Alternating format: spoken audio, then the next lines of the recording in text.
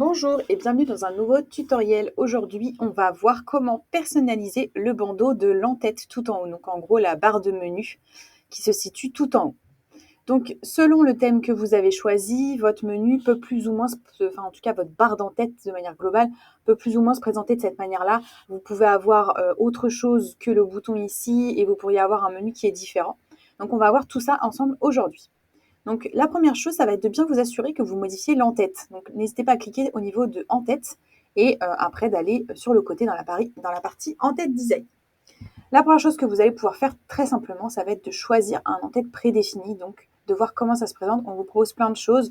Donc par exemple, à la place du bouton, les réseaux sociaux. On peut aussi avoir donc le numéro de téléphone ici, une en-tête du coup sur deux sections, une section qui va avoir que le menu et une section avec, je vais fermer ça, les réseaux sociaux, le logo et le numéro de téléphone. Voilà, selon l'en-tête qui vous plaît, voilà, vous choisissez une ligne, deux lignes, deux boutons, un seul bouton, voilà, ça c'est vous qui voyez. Et une fois que vous avez trouvé celui qui vous plaît, donc moi par exemple, je vais choisir celui-ci sur une seule ligne avec les réseaux sociaux. Et je vois ce que ça donne. C'est pas trop mal. Imaginons, là je me dis, ah mais j'aimerais bien quand même avoir un bouton en plus parce que voilà, je veux un bouton et les réseaux sociaux. Là, vous n'allez pas pouvoir rajouter des éléments, vous allez voir que vous allez être assez bloqué rapidement. Donc ce que vous allez faire, c'est que vous allez retourner dans la partie design sur le côté. Vous allez aller du coup dans la partie en tête, toujours, et vous allez faire Enable Advanced Setting. On va vous prévenir, attention, si vous faites des bêtises, voilà, il faut vérifier bien l'apparence en version mobile, en version PC, parce que là, c'est plus garantie responsive ensuite. Vous faites édition avancée activée. Et là, vous allez avoir accès à toutes les petites boîtes contenues dans l'entête. Et donc là, si je veux ajouter un nouvel élément, je vais cliquer par exemple sur la section qui se situe tout autour. Je vais peut-être l'agrandir un petit peu comme ça. Et je vais venir faire widget. Je vais aller chercher donc un bouton et je vais venir le faire glisser dans mon en-tête. Et voilà, j'ai un bouton à côté de mes réseaux sociaux. Du coup, mes réseaux sociaux se sont montés dessus, mais ça, c'est pas très grave. On va pouvoir régler ça, nous, par la suite, pour faire en sorte déjà que peut-être que le bouton soit un peu plus petit, parce que là, il est peut-être un petit peu massif. Donc, on va voir pour le réduire de taille. Hop.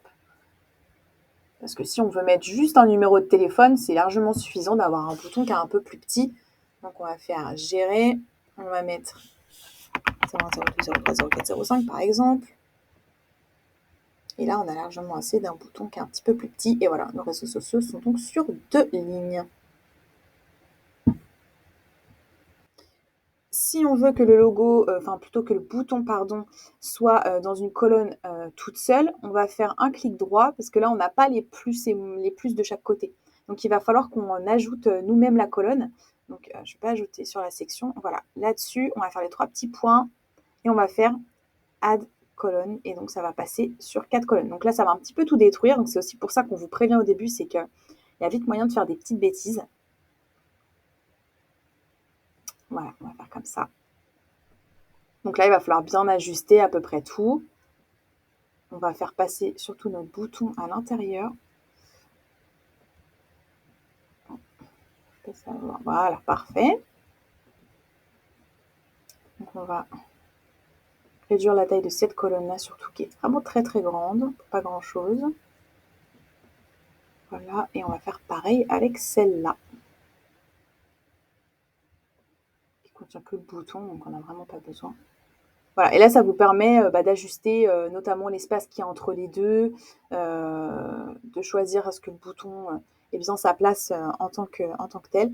Et puis voilà. Et là, ça fait quand même relativement gros, donc on va recliquer sur la section à part entière et on va chercher à rapetisser la hauteur. Donc déjà, hop, on va laisser celle-ci et je pense que c'est la taille des colonnes qui est peut-être un peu grande. On a 6 pixels, non, ouais, c'est pas trop mal. Donc c'est bien la section qui est trop haute, tout simplement. Donc on va la mettre vraiment plus petite. Et voilà. Et comme on a 6 pixels d'espace, 10 pixels pardon, en au-dessus et en dessous, donc c'est l'espace que vous voyez entre les deux, là on n'est pas trop mal. Et donc me voici avec un bouton, des réseaux sociaux et mon menu. Voilà pour la modification de l'en-tête. Vous avez bien sûr énormément d'options à retrouver dans la partie design. Vous pouvez changer la couleur du, du fond, vous pouvez modifier le logo, etc. Mais globalement, voici comment modifier l'en-tête. Ensuite, au niveau des réglages un peu avancés, je me suis mis directement dans en-tête avancée et donc là, on va retourner à ce niveau-là.